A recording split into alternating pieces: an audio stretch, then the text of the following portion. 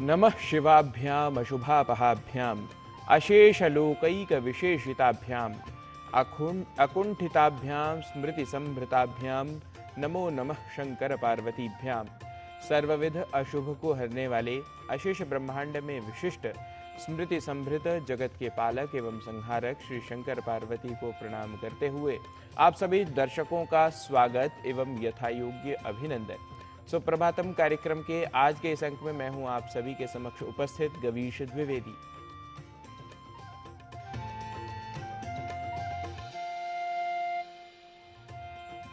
भारतीय ज्ञान परंपरा की अमूल्य धरोहरों से समन्वित सुप्रभातम कार्यक्रम के अंतर्गत प्रस्तुति श्रृंखला का आद्य प्रभाग है आज का पंचांग, जिसमें हम पंचांग के सामान्य एवं व्यावहारिक अंशों को जनसामान्य के अभिज्ञान के लिए करते हैं प्रस्तुत। आपको ज्ञात ही है कि तिथिवार और वर्तमान समय में चल रहे नक्षत्र की जानकारी हमें इस प्रभाग के माध्यम से मिलती है। तो आइए अविलंब सुनते हैं आज का पंचांग। आज का पंचांग युगाब्द 5127, विक्रम संवत 2082, शक संवत 1947, दक्षिणायन, कार्तिक मास, शुक्ल पक्ष, द्वितीया तिथि, बृहस्पतिवार, विशाखा नक्षत्र। आज का दिन सभी के लिए मंगलमय हो। कर्मफल का ज्ञान ही मनुष्य को शुभ कर्म करने के लिए प्रेरित करता है। इसीलिए शास्त्र सदा ही सुभाषित के माध्यम से अच्छे कर्म करने और सदाचरण का नियम सिखाते हैं। तो आचार, विचार और समाचार के इस क्रम में जान लेते हैं आज का सुभाषित। आसनीन रुजो हन्ते प्राणायामेन पातकं विकारं मानसं योगी प्रत्याहारेण सर्वदा धारणाभिर्मनोधैर्यं याति चैतन्यमद्भुतम् समाधौ मोक्षमाप्नोति त्यक्त्वा कर्म शुभाशुभम्।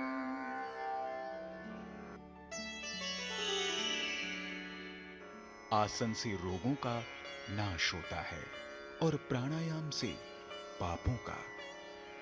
योगी के मन के विकार प्रत्याहार से दूर हो जाते हैं। धारणा से मन में धैर्य आता है और अद्भुत चैतन्य की प्राप्ति होती है। समाधि में शुभ अशुभ कार्यों को त्याग कर साधक मोक्ष को प्राप्त करता है।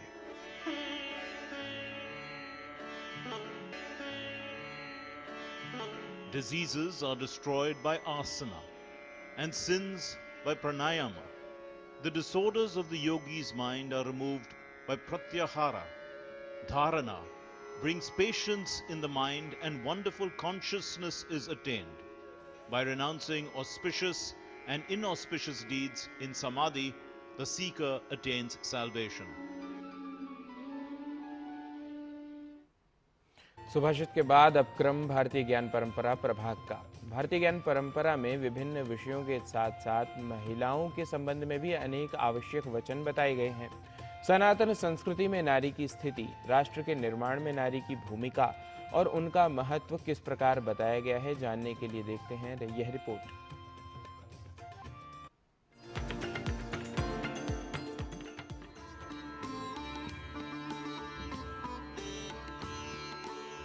नारी त्रैलोक्य जननी, नारी त्रैलोक्य रूपिणी, नारी त्रिभुवनाधारा, नारी शक्ति स्वरूपिणी।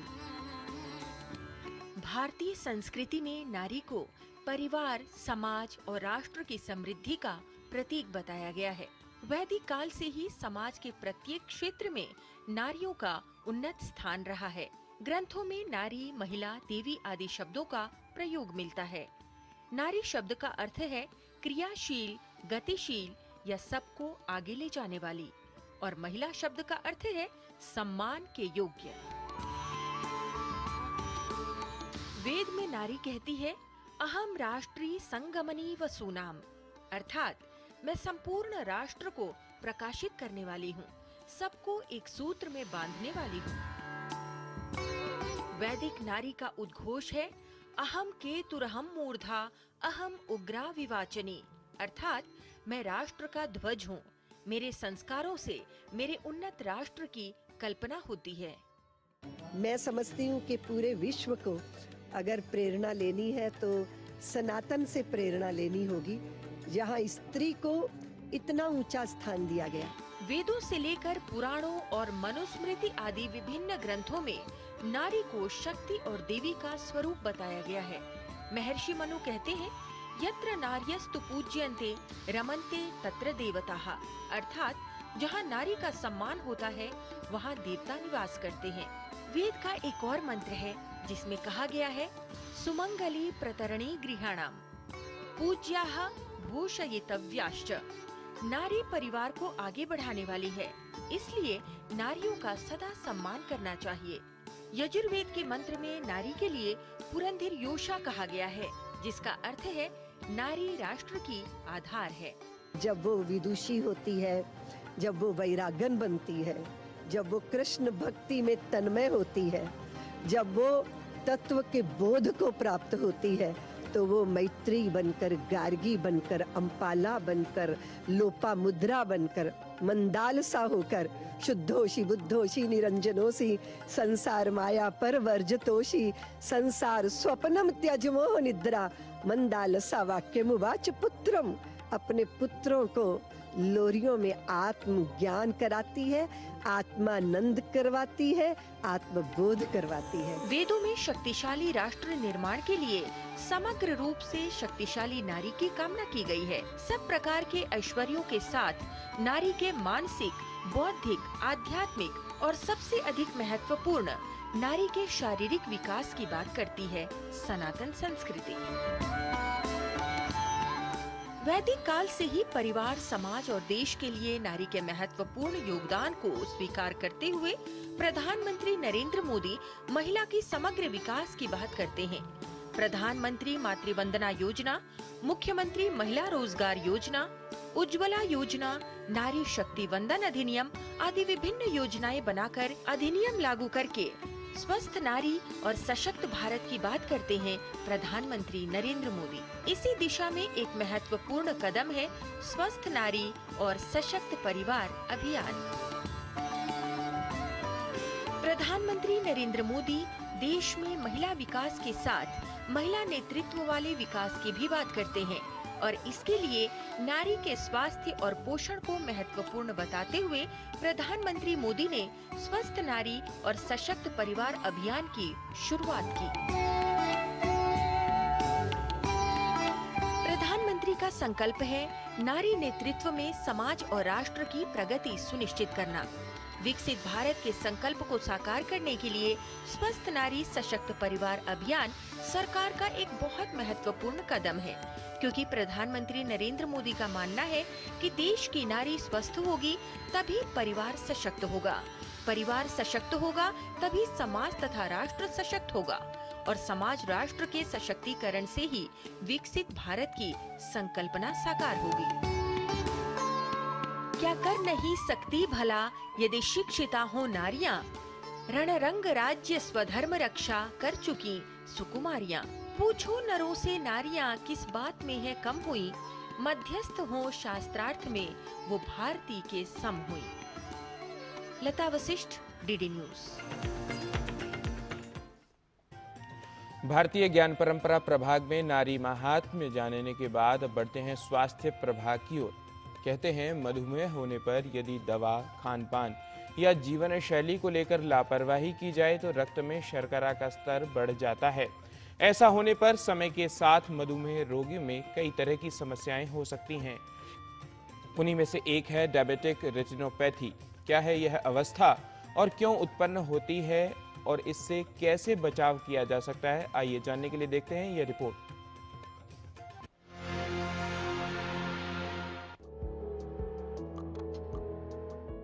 मधुमेह जीवन शैली से संबंधित रोग है। मधुमेह रोग का प्रभाव व्यक्ति के पूरे शरीर पर होता है। यदि रक्त में शर्करा का स्तर अनियंत्रित रहे तो इससे आंखें भी प्रभावित हो सकती हैं। इस अवस्था को डायबिटिक रेटिनोपैथी कहते हैं। डायबिटिक रेटिनोपैथी मधुमेह से जुड़ी एक जटिलता है जो आंखों को प्रभावित करती है और क्षति पहुंचाती है। आंख के पीछे रेटिना के अंदर छोटी रक्त वाहिकाएं होती हैं। डायबिटिक रेटिनोपैथी के कारण इन रक्त वाहिकाओं में क्षति होती है। रेटिना प्रकाश के प्रति संवेदनशील ऊतक है जो दृष्टि बनने के लिए मस्तिष्क को संकेत भेजता है। डायबिटिक रेटिनोपैथी में रेटिना को क्षति होती है और इसके अंदर की रक्त वाहिकाएं प्रभावित हो जाती हैं। इन छोटी रक्त वाहिकाओं को नुकसान पहुंचने के कारण रेटिना में रक्तस्राव और सूजन हो सकती है और व्यक्ति की दृष्टि प्रभावित हो सकती है। गंभीर मामलों में व्यक्ति में दृष्टिहीनता भी उत्पन्न हो सकती है। डायबिटीज के मरीजों में आंखों के ऊपर काफी असर पड़ता है और इसको हम लोग कहते हैं डायबिटिक रेटिनोपैथी।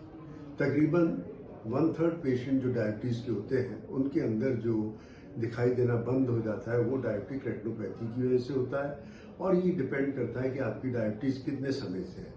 अगर 10-20 साल आपकी डायबिटीज को हो गए हैं तो ये रेटिनोपैथी के चांसेस बहुत ज़्यादा हो जाते हैं। उन लोगों में बहुत अधिक रहेगा जिनकी 3 महीने की शुगर 9% से ज़्यादा रहती है और इसके साथ साथ वो लोग जिनको जो है हाई ब्लड प्रेशर रहता है या जो तंबाकू का इस्तेमाल करते हैं उनके अंदर इसके होने के चांसेस बढ़ जाते हैं। डायबिटिक रेटिनोपैथी होने पर प्रारंभिक अवस्था में व्यक्ति में कोई भी लक्षण उत्पन्न नहीं होते। सिर्फ दृष्टि संबंधी हल्की कुछ समस्याएं हो सकती हैं। समस्या बढ़ने पर दृष्टि में धब्बे या तैरते हुए काले धागे, दृष्टि धुंधली होना, अस्थिर दृष्टि, रंगों की दृष्टि में कमी, दृष्टि में काले या खाली क्षेत्र और दृष्टि हानि भी हो सकती है। ये स्थिति किसी भी उस व्यक्ति में विकसित हो सकती है जिसे टाइप 1 या टाइप 2 मधुमेह हो। व्यक्ति को जितने लंबे समय तक मधुमेह है उसका प्रभाव उतना ही अधिक होता है।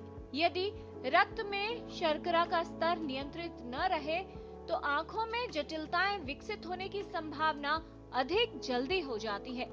डायबिटिक रेटिनोपैथी की अवस्था धीरे धीरे बढ़ती है और व्यक्ति की जटिलताएं भी। डायबिटिक रेटिनोपैथी को साइलेंट थीफ कहा जाता है क्योंकि इसके लक्षण व्यक्ति के दृष्टि जाने तक बहुत स्पष्ट नहीं होते। इसके जो सिम्टम्स होते हैं आंखों के सामने कई बार जो है फ्लोटर्स दिखाई देते हैं, चश्मे का नंबर बदलने लगता है, कई बार यकायक एकदम से दिखाई देना कम हो जाता है। इसीलिए एकदम से जो है अगर डायबिटीज के मरीज हैं अपनी आंखों की जांच कराते रहेंगे तो डायबिटिक रेटिनोपैथी से बच सकते हैं। इसका जब हो जाती है तो नई नई ब्लड वेसल्स बनने लगती हैं और वो पर्दे के ऊपर उनके वो टूट जाती हैं और उसकी वजह से खून जमा हो जाता है और इससे रेटिना डिटैच हो जाता है और एकदम से दिखाई देना बंद कर हो जाता है। ट्रीटमेंट के लिए अपना जो है लेजर का ट्रीटमेंट होता है और उसके द्वारा आप इसको बचा भी सकते हैं और इससे जो है रोक भी सकते हैं। डायबिटिक रेटिनोपैथी होने पर यदि प्रारंभिक अवस्था में इसकी पहचान न हो पाए तो व्यक्ति की दृष्टि सदा के लिए जा सकती है। डायबिटिक रेटिनोपैथी का पता लगाने के लिए आंखों की जांच करवाना आवश्यक होता है। आंखों की जांच से मधुमेह रोग से होने वाले नुकसान का पता जल्द चल सकता है। इससे पहले कि आप देखें कि दृष्टि प्रभावित हो रही है, अपने नेत्र की जांच समय समय पर करवाते रहें। नियमित जांच से मधुमेह रोगी में डायबिटिक रेटिनोपैथी की जल्द पहचान कर सही इलाज करवाया जा सकता है। ऐसा करना दृष्टिहीनता से बचाव में उपयोगी है। यदि आप मधुमेह रोगी हैं, तो विशेषज्ञ की सलाह अनुसार नियमित रूप से अपने आंखों की जांच अवश्य करवाएं। किरण भारद्वाज, डीडी न्यूज।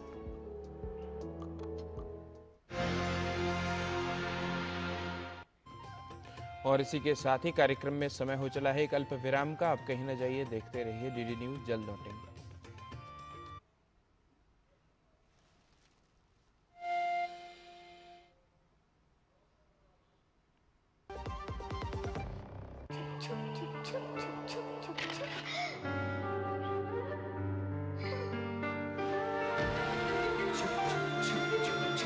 आ जाओ। Yes papa. जिंदगी किसी के लिए नहीं रुकती, हम भी आपको कहां रुकने देंगे। जिंदगी के हर मोड़ पर LIC है तो इंश्योर्ड है। LIC, हर पल आपके साथ।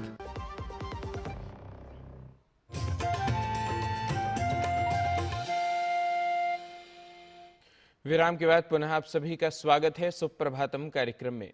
भारतीय संस्कृति में योग को जीवन में अपनाने की बात की गई है। योग द्वारा स्वास्थ्य का रक्षण बेहतर किया जा सकता है। इसके लिए आवश्यकता होती है आसन व प्राणायाम के अभिज्ञान की और नियमित रूप से इनके अभ्यास की। आइए देखते हैं योग प्रभाग में आंखों की समस्याओं के बचाव करने में सहायक आसनों। आंखों को स्वस्थ रखना आज के इस गैजेट युग में बहुत अधिक महत्वपूर्ण है।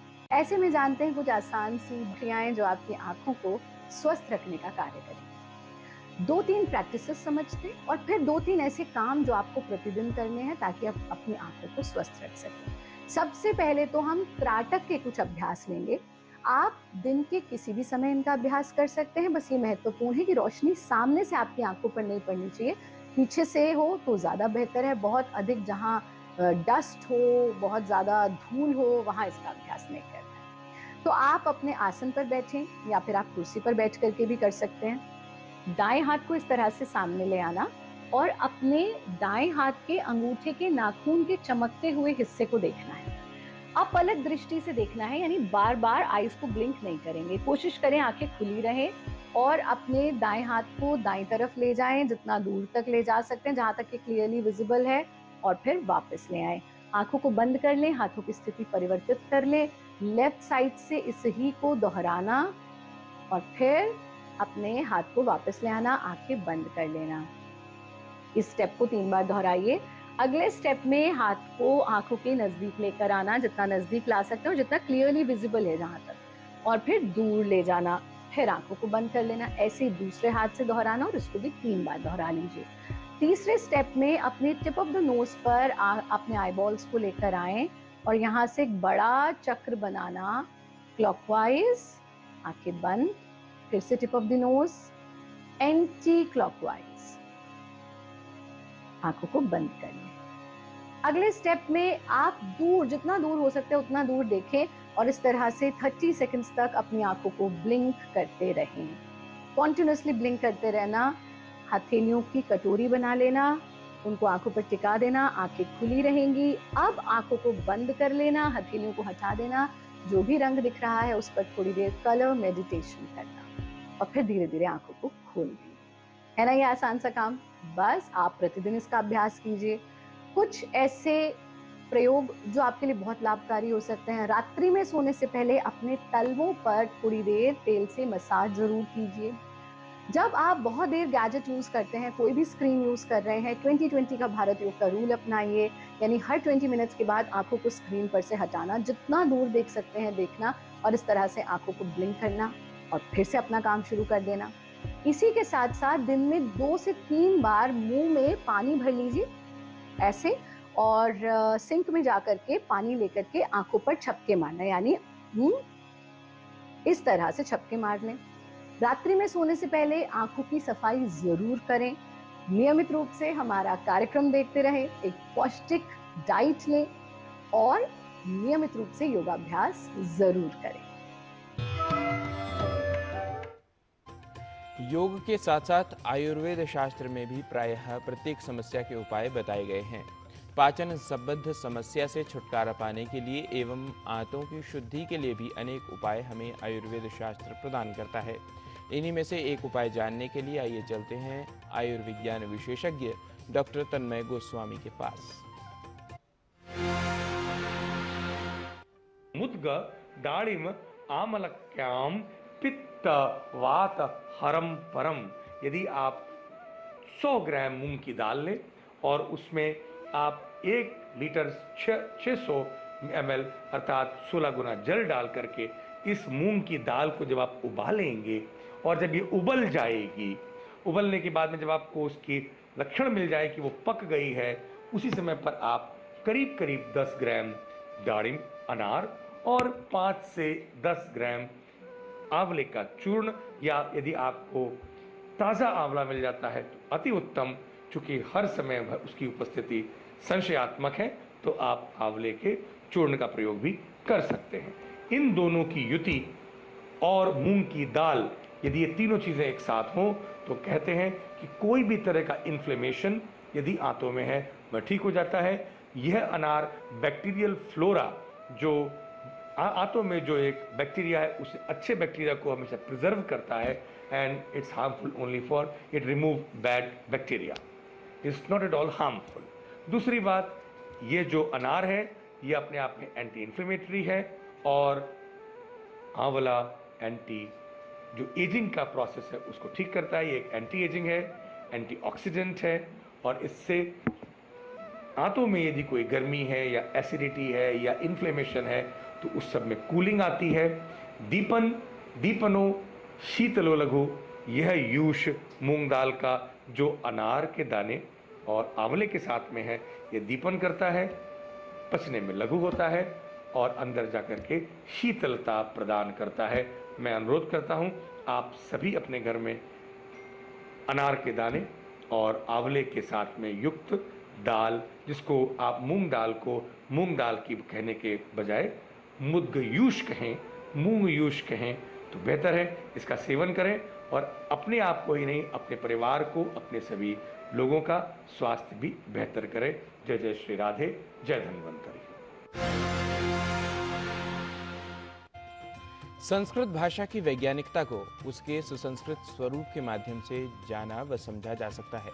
संस्कृत पाठशाला की आज की कक्षा में कुछ नया सीखने एवं अभ्यास करने के लिए चलते हैं हमारे सहयोगी डॉक्टर नारायण दत्त मिश्र के पास।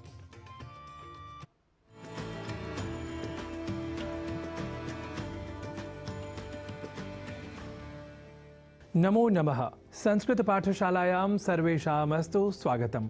अहमस्मि नारायण दत्त मिश्रः। संस्कृत पाठशाला में हम इन दिनों चर्चा कर रहे हैं शब्दों के शुद्ध उच्चारण और शुद्ध लेखन के बारे में।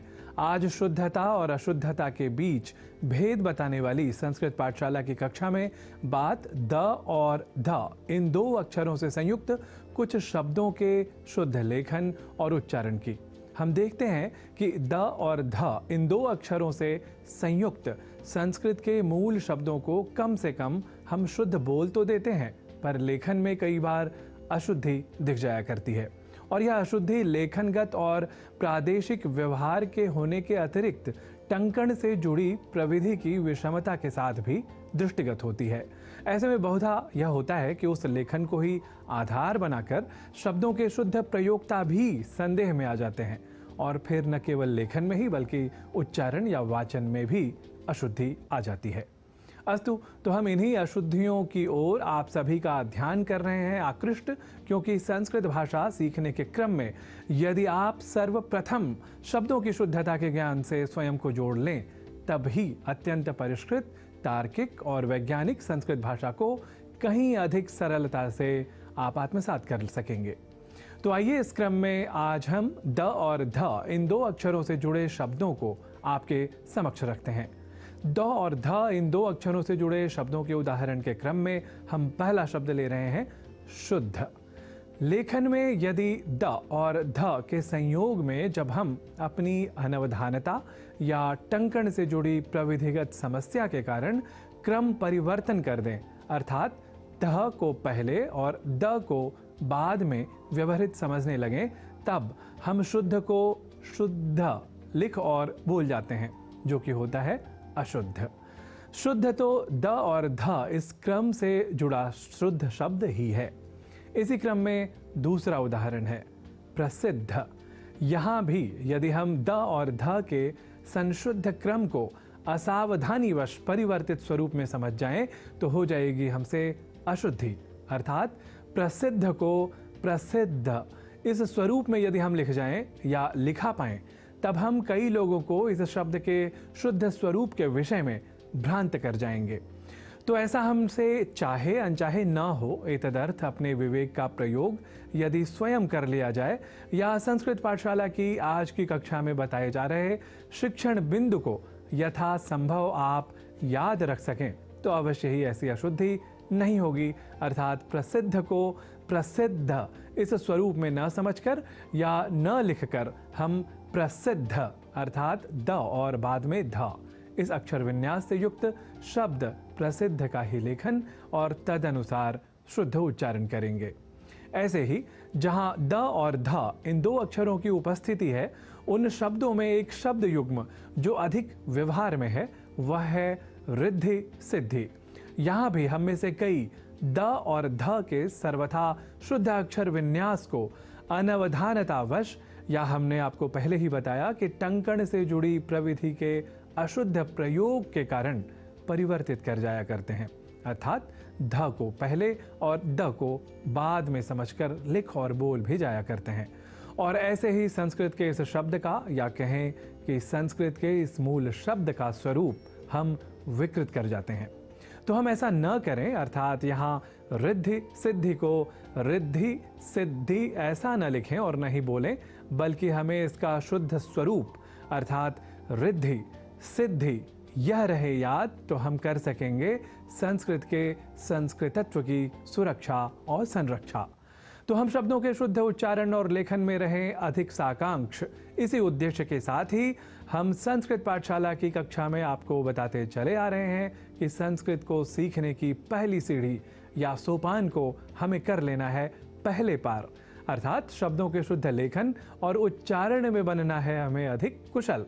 इसे आप सदैव अपना लक्ष्य बनाएं। इसी निवेदन के साथ अद्यतन कक्षायाम एतावदेव। पुनरपि आयास्यामि इतोपि किमपि अधिकम् अवगमयितुं। तावत् सर्वेभ्यः अस्तु। नमो नमः।